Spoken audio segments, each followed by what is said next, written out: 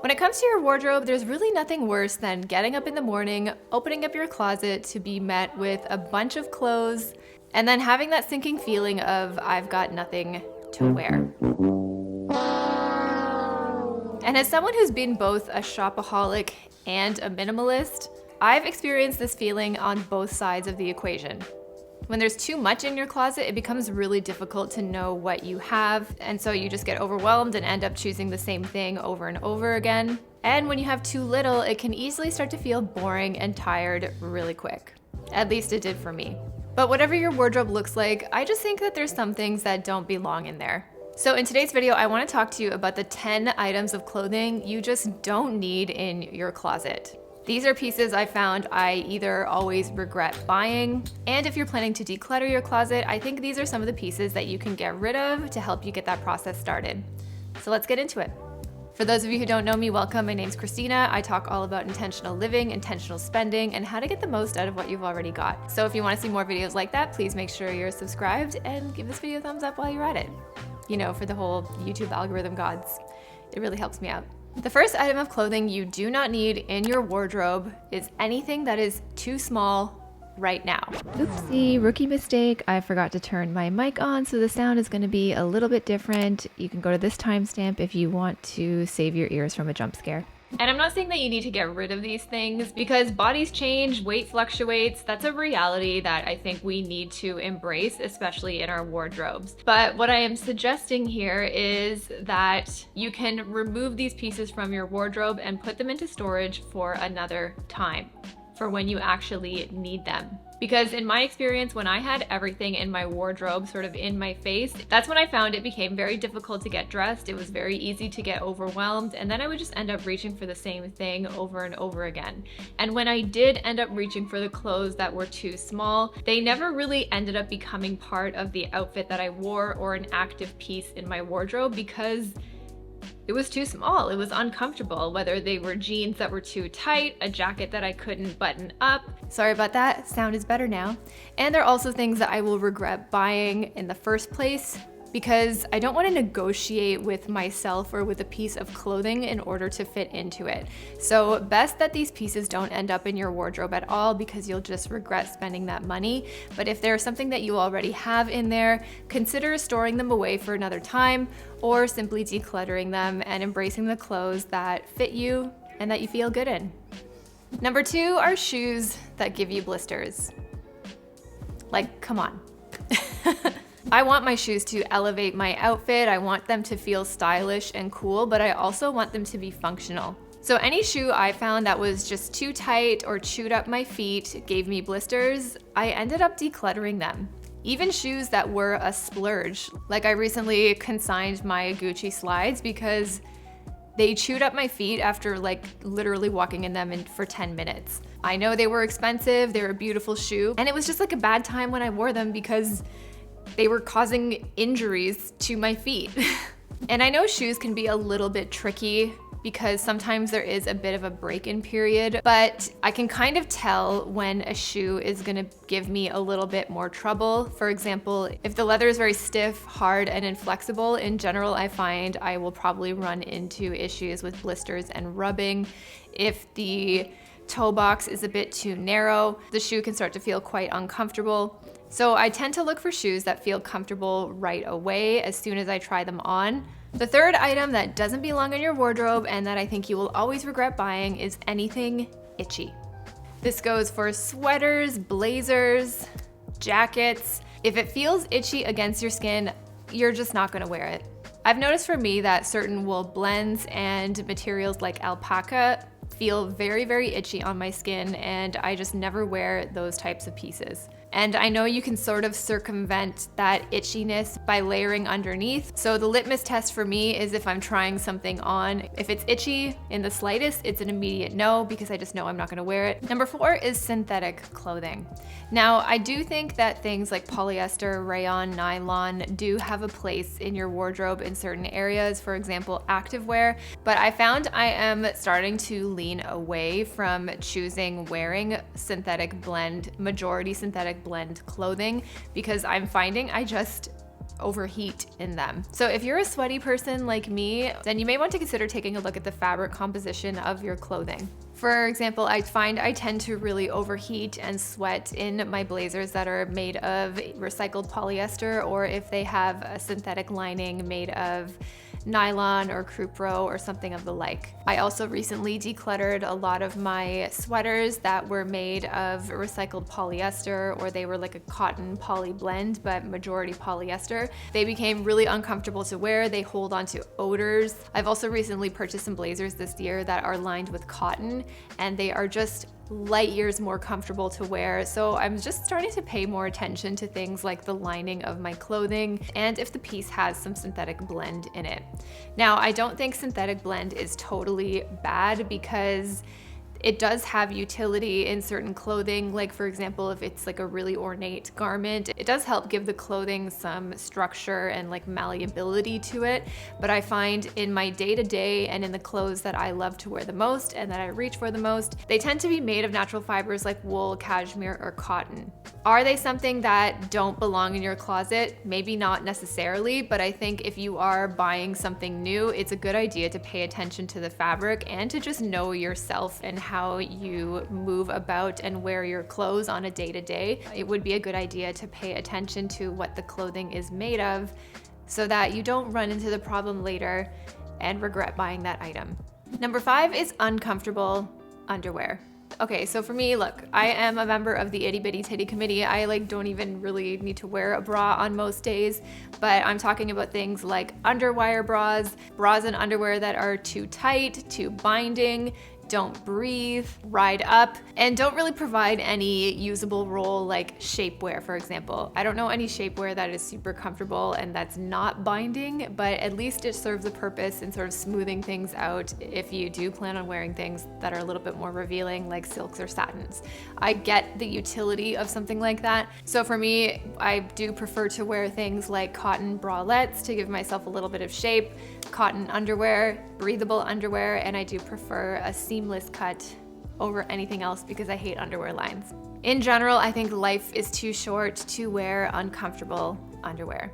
The 6th item that doesn't belong in your wardrobe and that you will regret buying is anything that makes you feel guilty for buying it in the first place. These can be both buyer's remorse items, but they can be items that were in your closet that you often bypass, that you don't really wear. And when you do pull it out to sort of remind yourself that you even own it, it makes you feel like either you feel like you spent too much money, you feel guilty for never wearing it, you feel guilty when you try it on and then decide to change out of it. If the piece of clothing is just not working for you or kind of just associated with bad energy, then I really don't think it has a place in your wardrobe, especially in your active everyday one. I feel like you can have a relationship with your wardrobe that can be really positive and healthy, and I feel like one of the ways to do that is to curate it full of pieces that you love, that you actually wear, and that you feel excited about. I don't think there's room or space in our wardrobes and in our lives for things that just make us feel bad about ourselves. Number 7 is fantasy self items that you still haven't worn. I've talked a lot about the fantasy self on my channel, but if you have never heard of it before, it's essentially the idealized version of yourself that you want to be and who you want others to perceive you as being. So for me, for example, my fantasy self was this like cool, edgy, rock and roll, trendy gal who always wore high heels. And I found myself frequently shopping for this fantasy self, but never actually wearing those pieces to make it a reality. And for me, that ended up becoming very toxic because I was wasting a lot of time, money, and energy in shopping for this fantasy person, but in my everyday reality, that's never who I was. So I was never actually using those pieces that I bought, nor was I doing anything to change my habits or my lifestyle to become that person. So along the way, I ended up decluttering a lot of those pieces because they simply didn't align with my day-to-day reality. They didn't add any value to my wardrobe or to my style. And I realized I didn't really want to become that fantasy self. But there certainly are cases when you do, and you can use that fantasy self as like an avatar for who you want to become, the direction you want to take your life, your style, and other goals.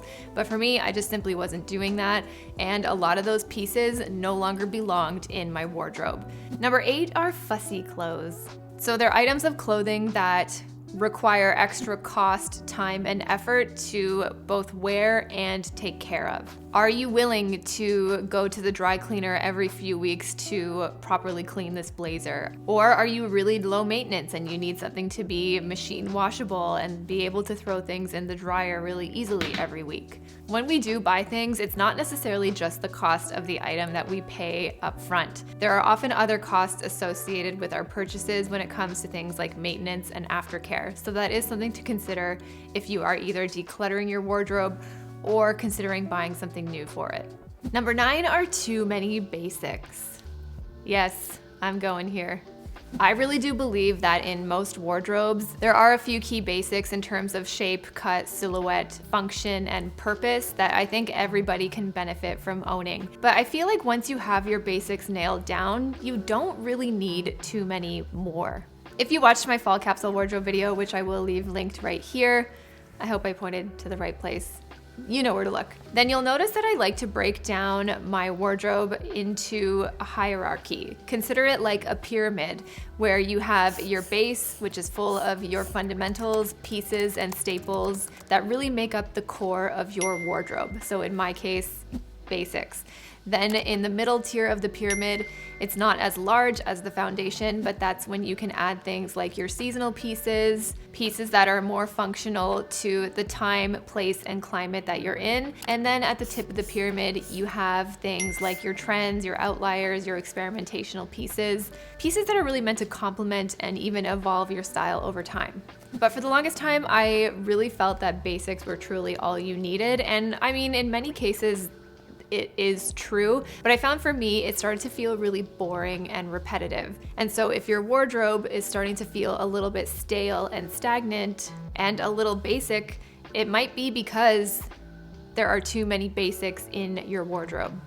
I really do think that once you've sort of nailed what your fundamental pieces and what your basics are for you in your style and your needs, that's when you can really sort of move on into the next tiers of your style pyramid to really personalize and tailor your style and your wardrobe to you so that it always feels exciting without feeling too overwhelming and feeling like you have nothing to wear. But I found when I leaned into having too many basics and too many duplicates of those basics, I do think having some duplicates is important because I will stain a white t-shirt into oblivion every time. So we want to make sure we're still being practical here. But if you find in your wardrobe that things just feel really stale and basic, then it might be a good idea to audit that part of your wardrobe. And if you're shopping for new pieces, to consider pieces that are maybe more of a basic with a twist, something that's a little bit different, that still feels within your comfort zone, but isn't just yet another plain white t-shirt to add to your other pile of plain white t-shirts you already own. Which brings me into number 10, and that is any capsule wardrobe must-have that is not you. I know I did say that I do think there are a few fundamental wardrobe staples that everybody could benefit from having in their wardrobe. They are foundational key pieces, but that doesn't mean that they're the same for every person. For example, a fundamental for me is a plain white t-shirt. Maybe for you, it's a Breton stripe. It's an oversized distressed vintage t-shirt. It's a graphic tee. Your basic or your fundamental doesn't have to be a basic white t-shirt. Or for me, I love a blue Oxford button-down. For you, it might be a white one, or it might even be a blouse like this one that has a lot of really cool embellishments and details. Maybe that's your version of a button-up. So although I do believe that these capsule wardrobe checklists and basics that every girl needs is a good place to start, I think it's really important to look at those recommendations with a critical eye and take that recommendation and be able to edit it down to fit your lifestyle and your taste. I really believe a good wardrobe is one that is functional, that reflects who you are and what you do in your everyday. And I don't think you're really gonna miss out on that if your wardrobe doesn't have a pair of straight leg blue jeans, really. So those are 10 items that I feel do not belong in your wardrobe and pieces that I think you may ultimately regret buying. These are pieces that I, at the end of the day, ended up decluttering when it came to curating my own wardrobe and finding my own personal style, and they're pieces that I really don't miss. I think when we get rid of these items or even prevent ourselves from buying them in the first place, it just helps us create more space in our wardrobes, and I think can really help affirm what it is you like and what you don't.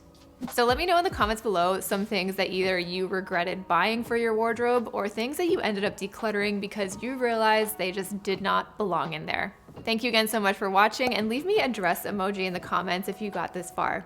I love you guys, and I'll see you next Sunday. Bye.